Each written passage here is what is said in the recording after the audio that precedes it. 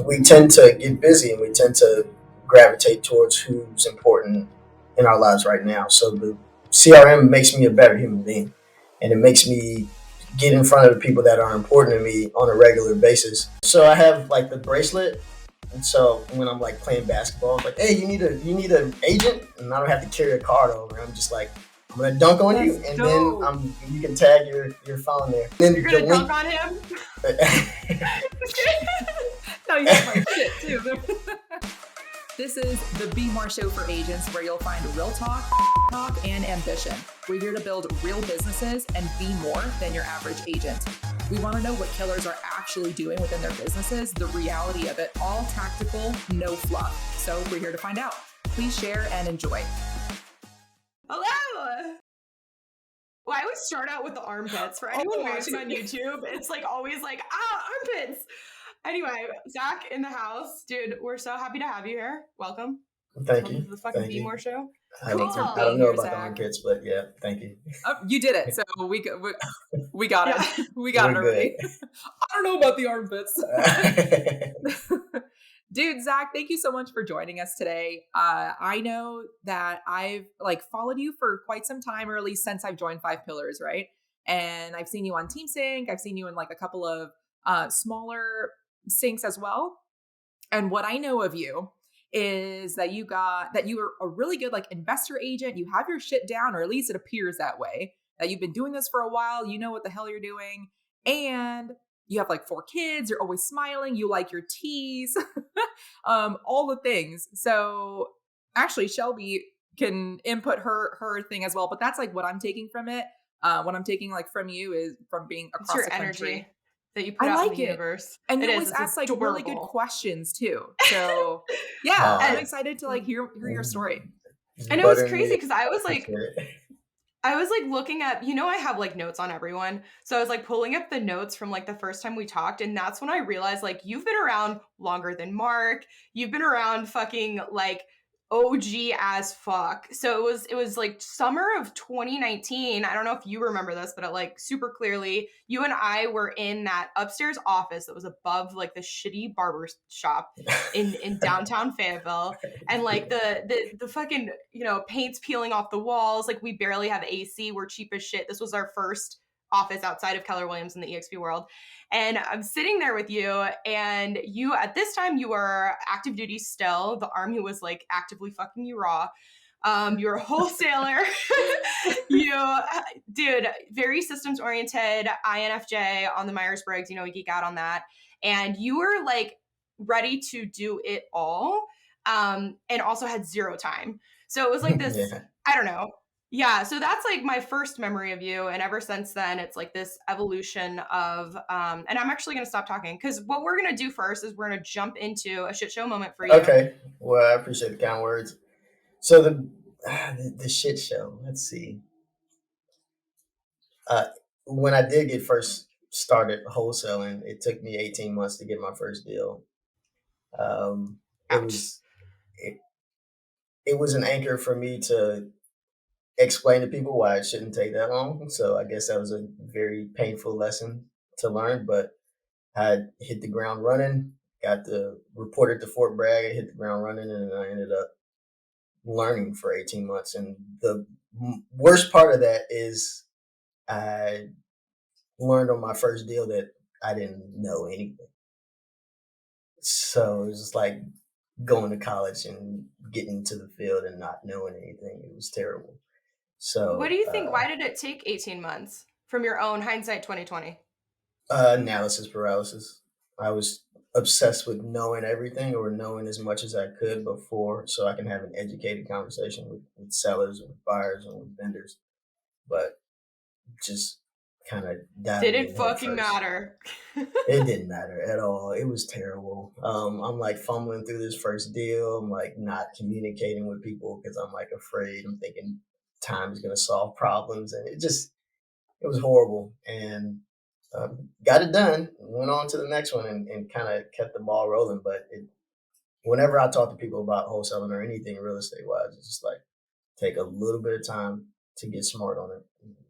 After that, you need to go Fucking because you're send going to it. be sitting there for years talking about shoulda, woulda, coulda, No, but the market changed. Oh, but I had a divorce loan. It's always some excuse where you just hit the ground. And so it took you 18 months to get your first deal, analysis paralysis.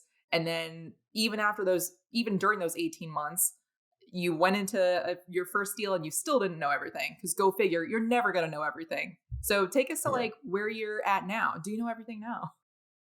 No, I know enough to uh, chew somebody out for being incorrect. I know You know enough your shit. to stay out of jail.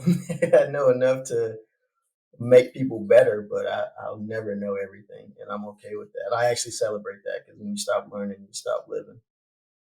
Totally. Yeah. Totally agree. And what is the okay, so didn't know shit, still know some shit, not much. No so what does the piece in between look like? And especially like who are you as an agent on that side of the house? So, as an agent, I focus almost exclusively on investors. So I don't deal with residential too much, like you're trying to buy your dream home or your first time home buyers. So you're complaining about the countertops. I don't care about any of that. I look at the numbers. What does the calculator say? Don't ask me my opinion. I'm going to lead you to the promised land, but make sure you know how to run your numbers. And that's the focus right now, and that's been the focus this whole time. And that sets me apart from everybody else who's listing these, higher priced homes or, average priced homes. And they're just like everybody else. You go to an event and everybody's just the same. It's just they have a different face. It's the same agent. And you're doing Did the you always buyer investor, right? Yes, so Sorry, buyer investors, and I'm buyer getting side. into sellers as well, more so now. We love your DMs on Instagram, and as long as you don't sound like a bot or aren't sharing your overnight crypto success, hit us up on Instagram. Let's be friends. We're at The Shelby Show and at Allie the Agent. To monetize the leads that I was getting as a wholesaler that didn't want to sell at a discount. So that was the big thing. I wanted to monetize that. And so I got my license and I saw that there was a lot of advantage to focusing on that instead of direct to seller marketing with wholesaling. Yeah. How did you know that you wanted to work with investors? Because it's so funny that we actually have like a differing opinions, actually opposite opinions of this, where you prefer working with investors and I prefer working with home buyers because I think home buyers, dealing with they're not looking at paint color is a lot easier, I think, than an investor never pulling the trigger. So what kind of like questions do you ask or screening that you do in order to get good investors that you work with that trust you that you can like get the ball rolling? That and where do you get your leads? Like from the very beginning leads and then how do you screen them? What does that look like? So leads come from referrals, honestly.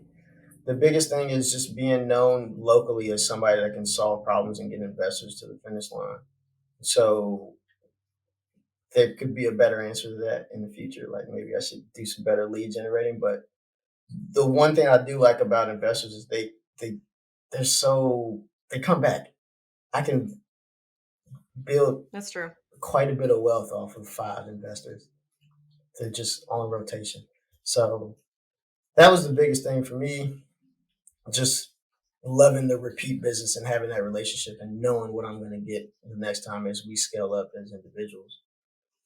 What I found out is through wholesaling, and I wanted to be more of a residential agent. But Shelby's like, hey, you already understand investors more so than anybody, so you should probably go that route.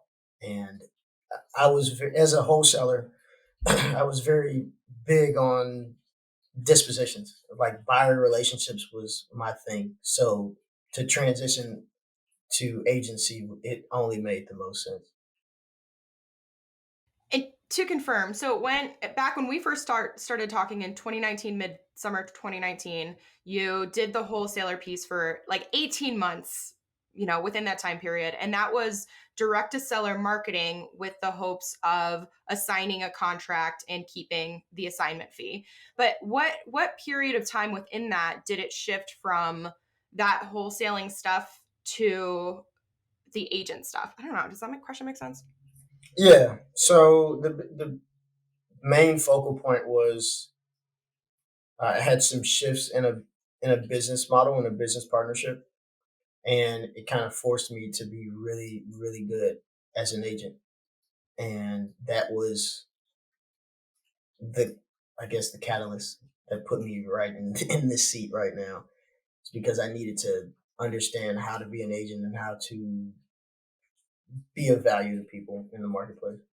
So thank you. That totally makes sense. And the thing that I was curious about is because you talked about how you get your leads is through referrals. So I mean, you don't just get referrals by showing up. So there was activities that were done in order to build a business that is based on referrals. And would you say that that started all the way from like the wholesale, all of the leads that you were putting out to these sellers to try to acquire the properties, all of the connections you made through Dispo led you to the point where you built your relationship over time and people thought of you as the go-to person for buyer investor buyers.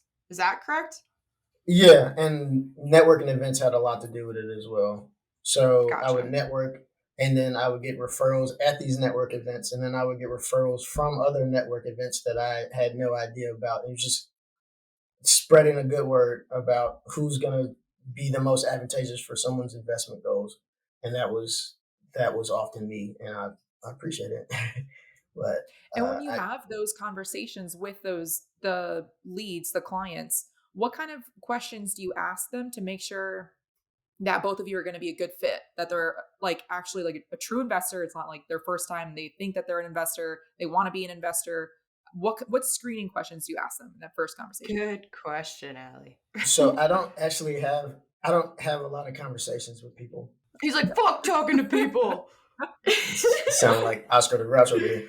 Um, no, I don't have a lot. It's mainly like, hey, I get the lead inbound somehow, some way with a call or text message or email or whatever, and then I send them a Google form, and the Google form has all the questions that I want to answer.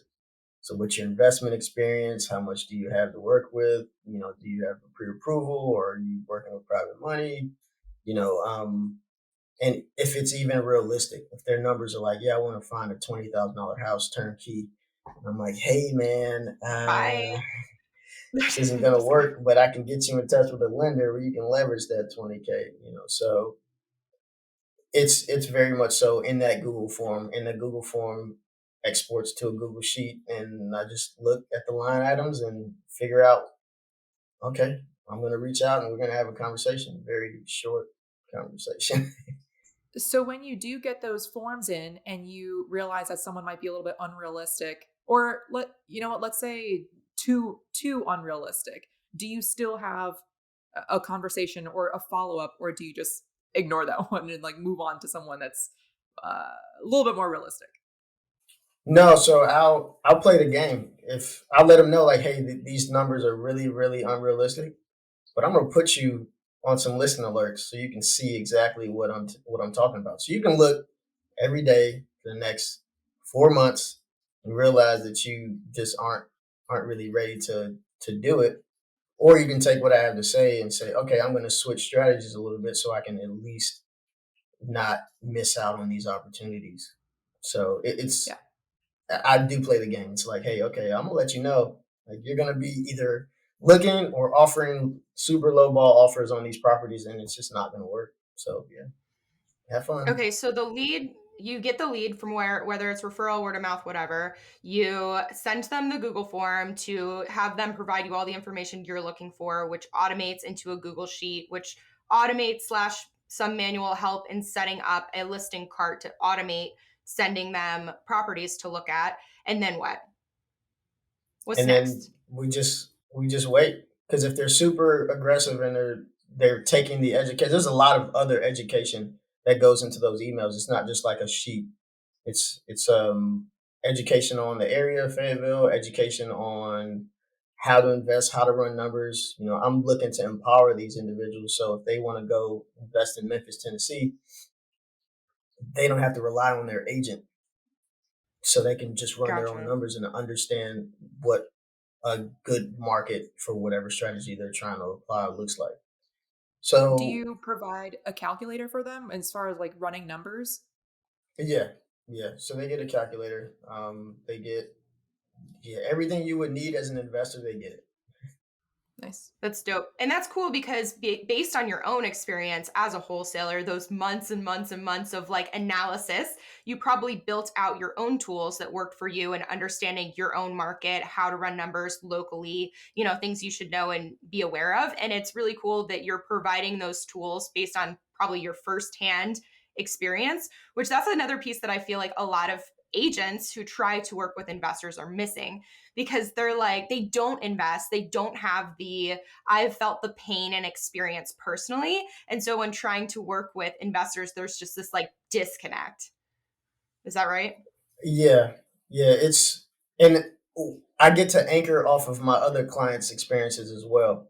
So I'm not a buy and hold guy. Like I like wholesaling. I like fix and flipping. I'm not a big buy and hold guy.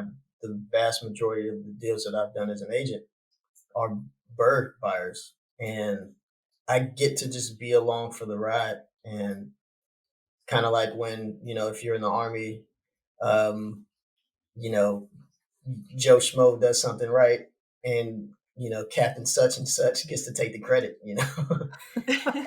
Now Captain such and such did do some things that put things in motion, but he didn't. He wasn't the Totally. boots on the ground. So uh, that's just kind of the idea that I take. I understand delayed financing and Burr because I've been a part of dozens of transactions to where that was the strategy applied. So question, so now because that's one piece. Okay, so you got the lead, you did the forms, and now you're not just setting them up on the listing cart, you're also providing them with all of the tools to transfer the ownership exclusively or primarily onto their shoulders. And that's another thing I think that is a disconnect too. It's most of the time agents who are not familiar with working with investors will try their best to make everything fit, run the numbers, find the deal for the investor. And then at the end of the day, if the deal goes wrong, the ownership is not on the investor's shoulder if it's not the deal that they thought it was, because the ownership is incorrectly placed on someone else's shoulder. And at the end of the day, it's their investment. So it needs to be, yeah, right? Yeah, I agree. I agree. And that's the goal. Like I'm not your financial advisor, so I can't tell you what a good deal is, but I can present you opportunities and we can run through the numbers together if you need help. But if you're not pulling the trigger, that's not on me. If you are pulling the trigger, just understand the risks that come with it. And understand that you're probably gonna make out pretty well, especially if that Yeah. calculator is looking good and you're you're being aggressive in the way you take it. Your outlook is, hey, if I don't buy this 5 years from now, I'm going to regret it no matter what the market looks like. Yeah. So you mentioned that you work with investors, you can work with fewer clients because there's more volume. What does your like volume or transaction count, like year, month, whatever it is, what does that look like? I have no idea. I want to say I closed like 20 Enough. deals last year. I don't know. I really don't keep up. Also, I do Yeah. some off market stuff as well. And so Mm, with my transaction counts, like that plays a lot into it. But it's probably around 20. I would say around 20. nice. And the off market is also you find them through direct mail or No. referrals? So referrals, yeah. So Okay. people are like, hey, other wholesalers would come to me, and I've done a lot of like one-on-ones with wholesalers, which is about to slow down here because it's a lot of money I'm leaving on the table. But I do a lot of one-on-ones with wholesalers, and they bring their problem deals to me because I can solve them. Like for instance, I had an agent give me a situation of a woman who's about to get foreclosed on, like kicked out of her house within the next 3 weeks. And I was like, hey, we can take over your mortgage payment. We can reinstate your mortgage and we can be closed in a few days. And we closed that deal in 8 days. I found a buyer. I assigned the sub to someone else and they took it, flipped it, and she avoided foreclosure, found a new place, and it was great. Good. 8 days later, I had a check, she had a check, Wow. everybody was good, Fucking sick. A win-win. Yes. So, That's awesome. and so that's kind of So, how knowing people that know that I can navigate through those tough situations is how I acquire deals. and you have a lot of like tools in your tool belt. I hate that like phrase. I hate a lot of phrases, but but like a lot of shit. Like it's not just one option, which is sell. You have a lot of knowledge, which obviously makes you a really good investor friendly agent. So And out the of like, network. yeah, out of everything that you do in your business, what I want to go into like the deep dive into one specific portion of your business which makes you stand out, which is how you're crushing everything. So what is that? Let's dive into that. How I'm crushing everything. He's like Um, everything. Where do I start? Exactly. trying to give you the meat, spit out the bones. Let's see. So the CRM is where I stand out for sure. In that I turned it into a true relationship management system. So I put my parents in there, put close friends in there that would never buy I a love lick of real that. estate. Um, you know, everybody that's important is in there. One, because we as human beings, no matter if you're introverted, extroverted, or social or antisocial, you tend to forget people. You tend to leave people by the wayside. Like my mother hit me up and said, "Hey, you talk to your grandmother?" No, it's been like six Shit. months. She's like Fuck. 90. I should Wow. probably hit her up. Yeah. Yeah. So we tend to get busy and we tend to gravitate towards who's important in our lives right now. So the CRM makes me a better human being, and it makes me get in front of the people that are important to me on a regular basis, not for business. Business is going to come from that, but not for business, but just for the fact that I actually care. And that sets me apart. And I've gotten a few deals from past clients just because I said, "Hey, your kid was playing soccer last year. How's that going?" Nice. Yo, real quick, this podcast is not free. Cost of admission is sharing with a buddy who'd benefit or throwing it on your Instagram story. Tag us. We'll reshare that. Oh, the CRM is is KB Core provided by EXP. Okay, and then you took all of your I guess like hypothetically, I'm setting up my CRM today. What do I need to do to end state talk to my 90-year-old grandmother as frequently as you do? So I love that woman. So the first thing you need to do is somehow get a printout of all your contacts. Um, and I mean, I have hundreds in my phone, and I have two phones, so I have hundreds in each phone. So one's Yeah, for for all the drug deals and those fucking drug dealers strippers. and cheaters. Got Well, it. guess what?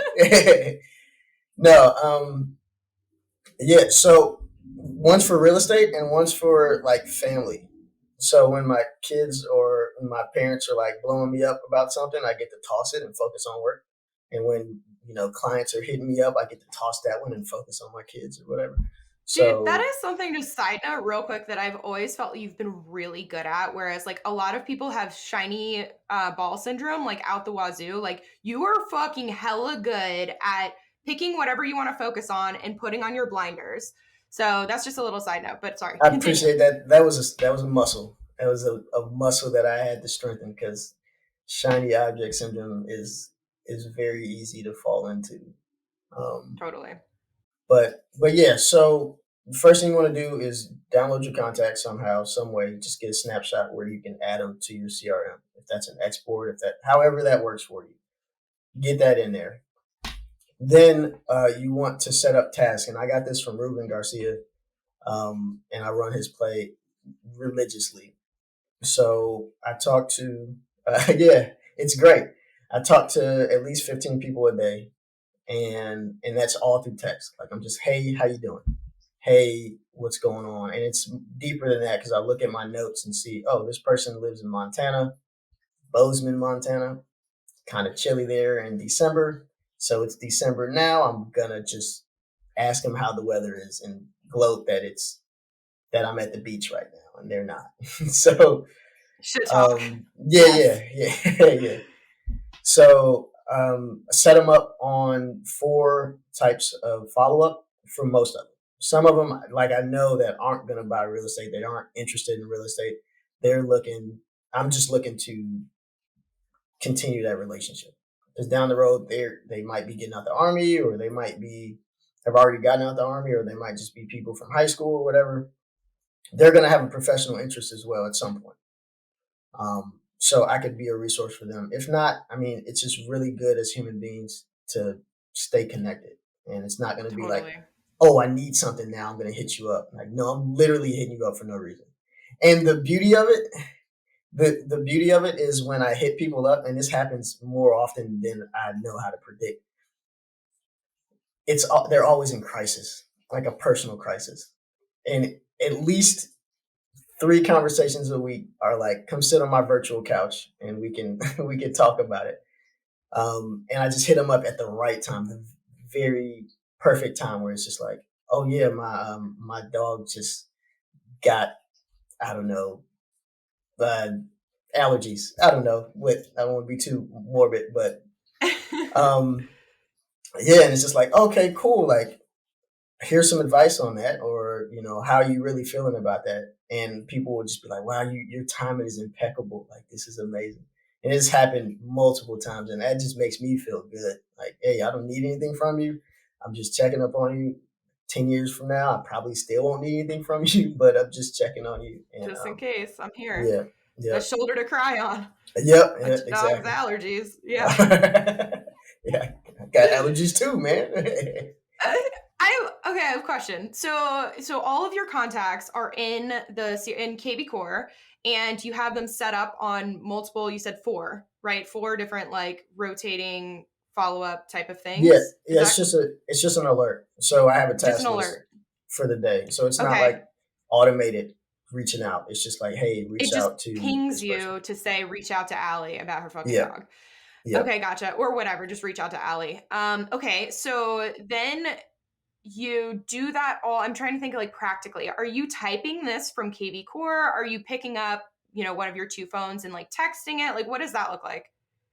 So it's usually from KB Core. I'm shifting more towards my personal number because it's less temperamental.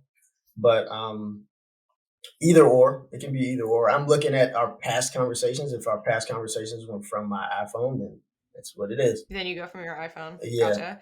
And then do you immediate like so it pings you, you text Allie about her dog, and then you immediately reset it for the next quarter Yes. if you're doing 4 times? Is that okay, Yeah. gotcha. Well, Okay. so I do monthly. So Monthly. it's broken down. Follow up, just a life update, is every month, and then the other ones, the ask for business and the talent, and the side hustle, asking for business for my side hustle, whatever that may be.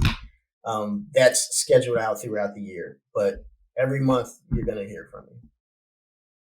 Okay. And is that exhausting? Like do you feel like your phone's like going off all the time, or does that actually feel manageable doing 15 a day? It's manageable because it's just text messages. I have a time block, time to just send them out to say, hey, I wish I could do it earlier, but there's people in California, there's people here that don't get up at 8, um, it's not too So much. Yeah, it's not too much. okay, gotcha.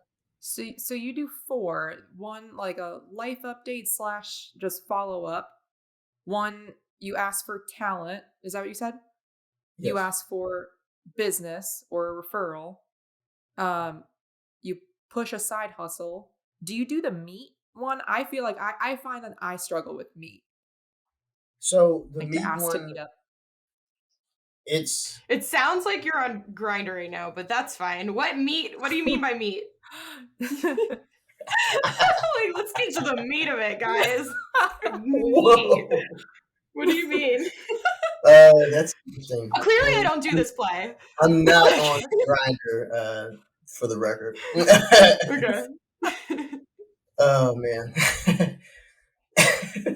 So meet is when you meet the person in person. It's not just a Oh, virtual thing where you meet up if they're local. You say, hey, let's get a coffee. Are you free next Thursday? I'm having a hard time with that just because scheduling with everyone. And like, do I actually like you enough to meet up with you? oh my God. Maybe, That's the thing. maybe It I is a don't. strong maybe. And then the thing is, yeah, so like it's more efficient to do, a Zoom or a call or a text. And then the other thing too, it's like maybe I do like them enough when I get in person. It's kind of like that when you're like first date And then 5 minutes in, you're like, I fucked up. And you're like, well, shit, we have 45 more minutes to go. It sounds so bad. But no, I just do the Shelby thing. anyway. Oh, got a client. Dude, you're giving away my secrets. Oh, yeah, no, the world is, dude, that is like my go-to though, where it's like, actually I have, if you're on the phone with someone who's a talker, you like get on the call and you're like, yo, just letting you know, I have another call in 5 minutes. Like, hit me with what you got. And it just like compresses everything. It's amazing. And now I feel like an asshole for every person out there who I've done that to, who now knows that I think they're a fucking talker. No. Everybody has to respect your time. And if they don't know how to respect your time, then they need to learn how to respect your time. So I need to be better at that, honestly, just getting people off the phone because I'm that virtual couch. Nice. Unfortunately. I struggle with that too. I'm like, oh man, yeah, saying goodbye. But I enjoy it. That's the problem. Like, I'm enjoying the conversation. It's stimulating. And when I get off, the whole INFJ thing, I'm ready for a nap. But it was just like, I feel so fulfilled. Nice. Filter cup. So what does your like day-to-day look like as far as do you do your CRM contacts throughout the day at a certain time? Do you put it in your calendar? Like, how does that look like? How does the CRM incorporate into your day-to-day life? It's pretty regimented. So it starts in the morning. I'm sending those text messages and then responding throughout the morning. And I try to leave. Usually meetings are late morning, early afternoon. So like 12 to 1 or 2. I try to leave the whole afternoon white for appointments and showings and stuff like that. So yeah, I'm pretty much on the phone all morning. And then I'll head to a networking event or a meeting mid morning, mid afternoon, or early afternoon, and then appointments in the afternoon. Okay, and do you use the time block? Like, say hypothetically, you had a great conversation with someone, and I know you already mentioned that as soon as you text Allie about her dog with allergies, you immediately reset, the follow up reminder. But is it the next day that you go back into Allie's and say, this is the latest thing that we talked about in our conversation? Or where does like the actual like updating the CRM come into play? It's immediate. So she just told me about her dog with the allergies and the big cone. And I'm like, allergies, cone. And then I just reset the alert. So yeah, it's immediate. That makes sense. It's not. I know me, and I tell my kids this: like, don't set yourself up to forget. I won't do it. I won't do it. Yeah, because that's like everyone wants to have a stellar CRM. Like everyone fucking does. But the problem is all of the good intentions go out the window as soon as you like life hits you, So so that's your strategy then. It's like as soon as it comes in, just fucking do it now. Do not move on. Yeah? Yeah. And this is like the first full year that I've done this, or like started from January. And I've seen it. I've seen that motivation just dwindle away and the effects of it. Now, fortunately, I can still reach those goals, those contact goals, just because I have enough organic conversation without starting it. But it's really easy to just fall off completely. Like 2 days and you're done. Yeah, because then you have like 45 people to catch up on. Oh man, I know, I'm there. So what does because for my life update or my follow-up, I do every 2 months. And even then I'm like, holy shit. And I don't even have everybody updated from my phone into my CRM. I just have current clients, potential clients, and past clients, not like my family or anybody like that. How are you doing every month? That's a lot. I feel like it's not enough. It's whenever like people that are important to me, outside of business, if they take more than like a month to hit me up, then I feel more so on the back burner. But if they're hitting me up every 4 weeks, it's like, okay, I'm important to this person. So I'll be more inclined to work with them from a friendly standpoint, like, oh, hey, I want to get lunch, but not free this day. Are you free this day? I'm more willing to say, yeah, I can bend my schedule for somebody who's shown that I'm important to them. So it's coming from a place of empathy. Totally. So what is the piece? So like the CRM is like your fucking thing that you have on lock that's like changing your business. Is there like a actionable takeaway, like a cheat sheet or a checklist or something like for our gold mine, dude? We're so selfish right now. We're like, fucking give it to us, you know? Um, I mean, I think the Google form is probably your best bet.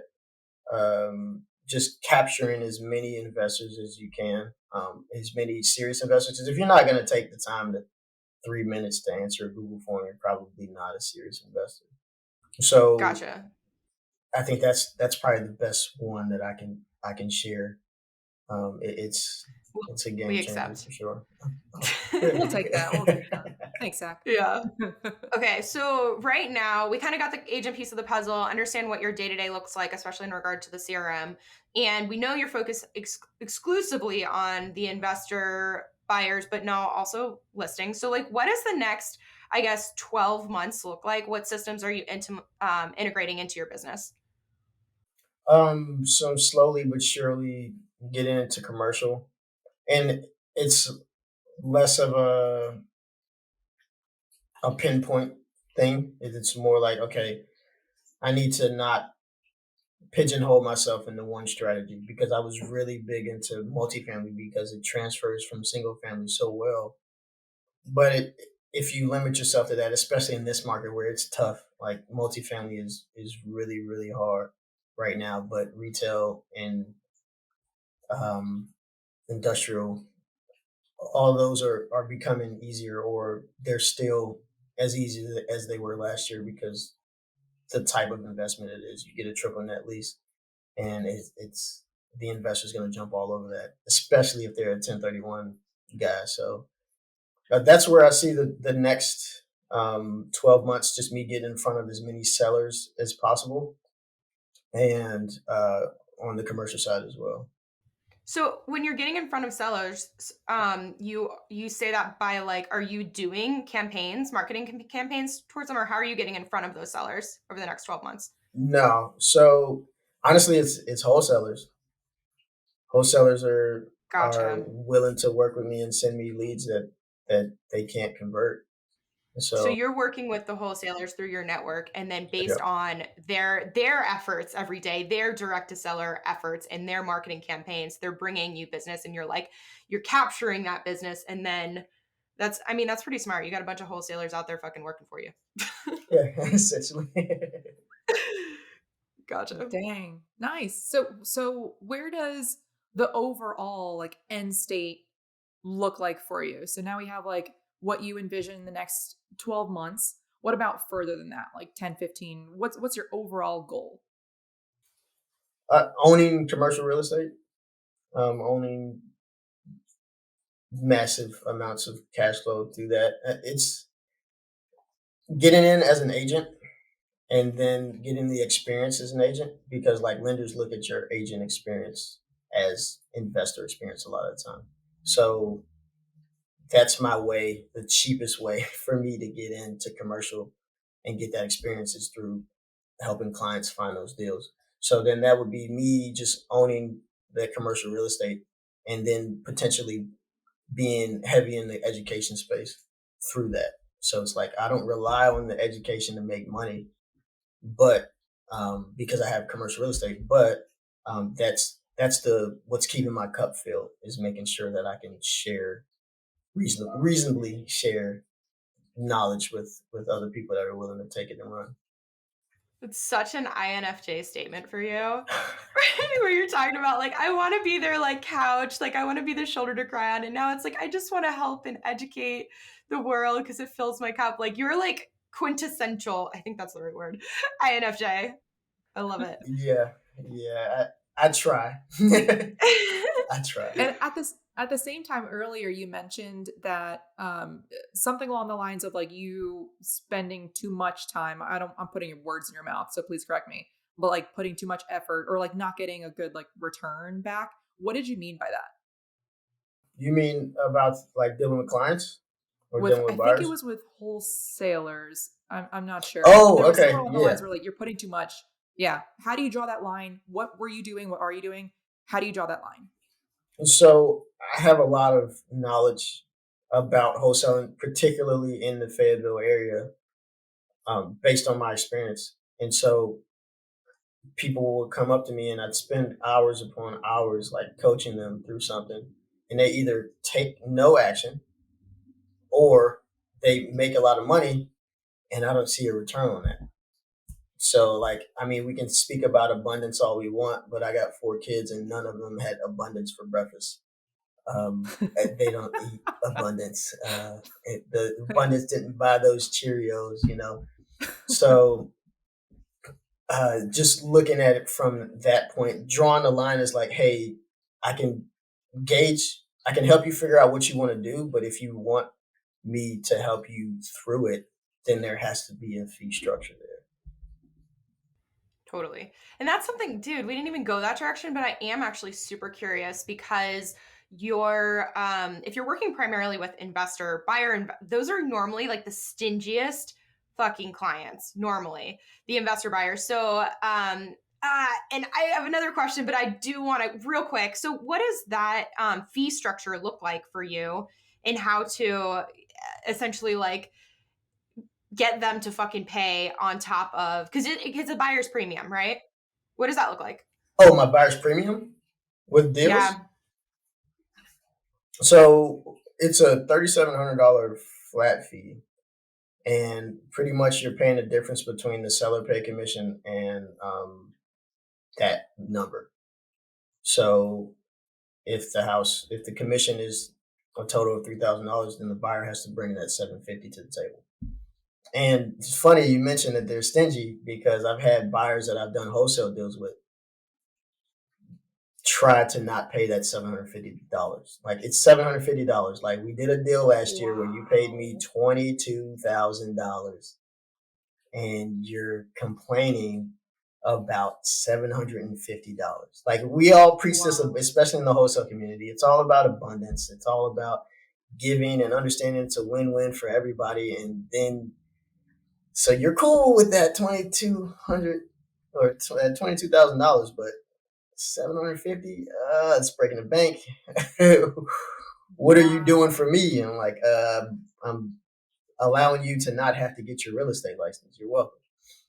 Facts. That's also Okay, so short-minded, like very short-term focus instead of like Hmm. long-term. Yeah. totally. And with the so you have the buyer's premiums, and then the other thing that I was going to ask, because I know not some agents do this and some agents have no idea that this is a thing, but that transaction fee, do you also have a transaction fee, or is it your flat fee? So it's usually just my flat fee, um, Gotcha. unless there's a listing. And because I don't really deal with listings like that, I just let the team handle it, between the listing coordinators. They usually just tack it on there anyway. So I'm like, oh, Right. okay. Great. I didn't know that was there. But so it's not something that Gotcha. I press, but it's something that ends up happening, which I don't know how I feel about it. So Yeah. I just let it happen. I for me it's just like and I mean of course there's different schools of thought like whose perspective are you seeing this from, but from the agent's perspective, if you are doing more and being more than your average agent, I think that that additional, whatever transaction fee you want to include alongside your commission, that over the span of 20 transactions in the year turns out to be real money that you can reinvest back into your business. And it's something that in my experience that if clients think that you're doing a stellar job, that's since it's usually little, like in Fayetteville it was 195, in Charlotte it was 395, depending on your market and what it can handle. But it's usually something small enough that people don't really think too hard about it, and then it adds up over time to being something substantial. So that's just Yeah. what I was. But yeah. Anyway, So you have a lot of, I mean, you have your shit together, just like I said in the beginning of the show, where you have your CRM on lock, you're making contact with like everyone. You're doing a really good job about that. What other either business hacks can you share or life hacks? Like how can we be more like Zach? The big thing is the calendar. So I don't have a boss. I work for my calendar. And the big thing is everything goes on the calendar. Like if you see my calendar now, I think yesterday I might have neglected it, but I have like chores on there. So it's like, okay, I need to change my air filter. Like I need to do all of these things that it's just on my calendar. Like right under it, it's my kids stuff. Like okay, every Sunday I have to review their grades. Okay, and then they have one-on-one time with me, throughout the week, and that's all in the calendar. And then sports, it's all in the calendar. Business stuff, it's all in the calendar. My gym workouts, all in the calendar. So that's the biggest hack I can think of. Is just use it. It's free. Like use it. Yeah. And which calendar do you use? Google. Nice. Shelby's being outnumbered with all the Google calendars. It's okay. Yeah. She ain't gonna jump ship. No, I mean, I will never. She's never gonna jump ship. Honestly, like to me, it's directly tied to her being an officer. I don't know about you, Allie, but the Army pushes Outlook so hard. Yeah.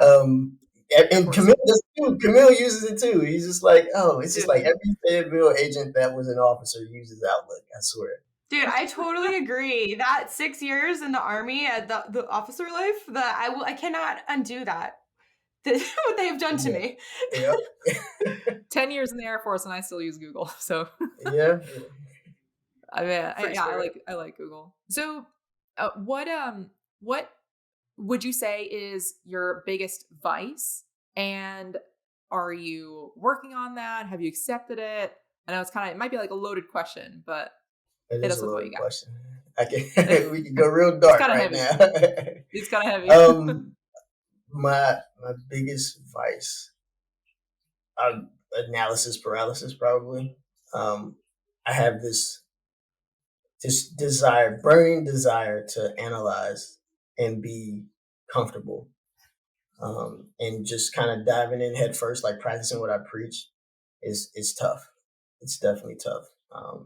Also, like delivering bad news, I'm not very comfortable with it. I think I'm good at it. Like I've recorded calls and listened to them, and like everybody that listens to them is just like, you just make everyone feel at ease. I'm like, I'm literally like not at ease. I'm so uncomfortable because this is like I have to talk to a seller later on today and let them know like, hey, we might not be able to make this deal work, and it's just such a conversation I'm not looking forward to. So you're so calm, cool, and collected though that I can totally see. I would be at ease. You can tell me my house isn't selling. I would leave okay. Yeah. Like, thank you. I still love you. Yeah. Can I still pay you? Okay. So we're gonna go into our last little series of questions. So what is and I know you just mentioned calendar and CRM, but like, what is your favorite like app or like tool other than those? I like Link.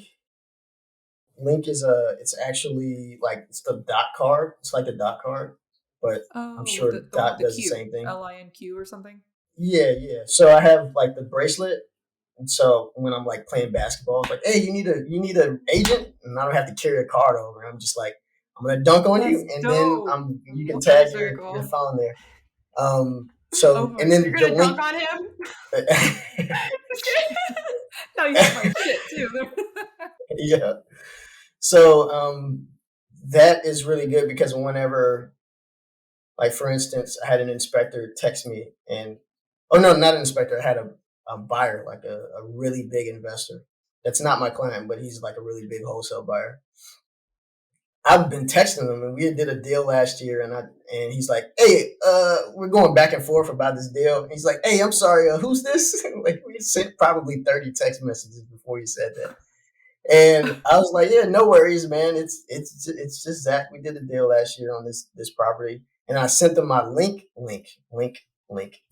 And he's just like, oh yeah, I'm saving your number now. So all he has to do is click the link and save contact. He doesn't have to like figure out how to spell my name and then have to do all of the. It's super easy and it's free. Like there's no monthly payment for it. So Nice. I have this and then I have the actual card and it's super helpful as far as all the in-person networking that I do. Um, Probably that one, but I Dang, like that's Dolly as awesome. I well. did not know they had a bracelet. That's cool. They That's have a actually that lot. reminds me of a TikTok that I saw yesterday. Kind of related, kind of not. Where someone there's like a new scam going around where someone can just have like uh the little square thing that you can just tap your credit card on, Mhm. and then they just like booty bump someone who has their credit cards out, usually just like in their pocket, and you can get their fucking Ooh, like you can get money. that So sucks. like even if the card is in a wallet, which is crazy. So yeah, anyway, it reminded me of that. Just like giving out your information to everyone you know. Yep. I mean, you have my credit card information too. I mean, I'm gonna cut it off. Yeah, yeah. So what events are you going to this year? Oh man, I with the kids, I don't have anything planned.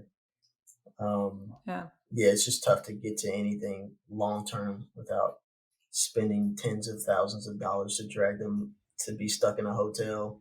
Totally. um, That makes sense. Quick little side note on Zach and his 4 kids. This is just a life hack in itself, I think. So he's single dad with 4 kids, and they're all pretty young. When I first met them, they were really fucking young. And what he does is just like with his investor clients, he puts the ownership a lot on their shoulders, and they fucking have. Real quick, if you're listening to this on Apple, Apple does not make it easy to leave us a rating. So I'm going to break this down for you. In the search tab, type in the Be More show for agents. Click on the thumbnail. Then click that middle tab that says reviews and click write a review. Tap on those 5 stars, of course. Let us know how awesome this show is and how it's helped you. And if that's too much for you, I understand and just switch to Spotify already. Thank you so much, and back to the show. Each kid has 1 cup, 1 plate, 1 fork, 1 spoon, and 1 knife. And it's 1 color. That's all they have. And so whenever there's a plate sitting out or one in the sink, he knows which fucking kid did not put away their shit because they only have one and it's 1 color. And I thought that was the coolest shit ever. yeah, Dang. it's the ownership about the kids, and I can go on for this for hours. The ownership with them is it's almost painfully accountable, painfully individualistic. Because I mean, they'll walk across something like I didn't put that there, and not clean it up because I'm so invested in the idea of cleaning up after yourself. So if everyone cleans up after themselves, then there's going to be no mess because who's Do going the to make the mess kids if ever everybody use cleans up? their sister or brother's color? That's what I would do. No, never, Wow. Oh my never. gosh. Like, no. Um, You got good They're kids. super disciplined kids. His Damn. 4-year-old was doing her own laundry at 4 years old. yeah, I have a picture of Literally. her because she was too small to reach the bottom of the top loader. So I have a picture of her. She had to get inside them. I'm like, no, you're 4. I'm not doing your laundry. Like you call me on your iPad all the time. Like I'm not doing your laundry. Like, you clearly know how to do laundry. Oh my So We'll she's gosh. have like, you back. what's Yeah. that? No.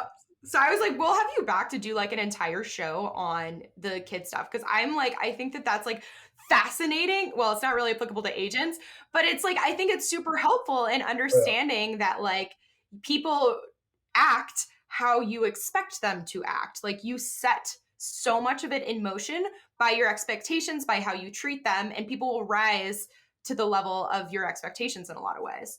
yeah, it was it, and that's the goal. That's definitely the goal to kind of impress upon them on that. Uh, with them, it's so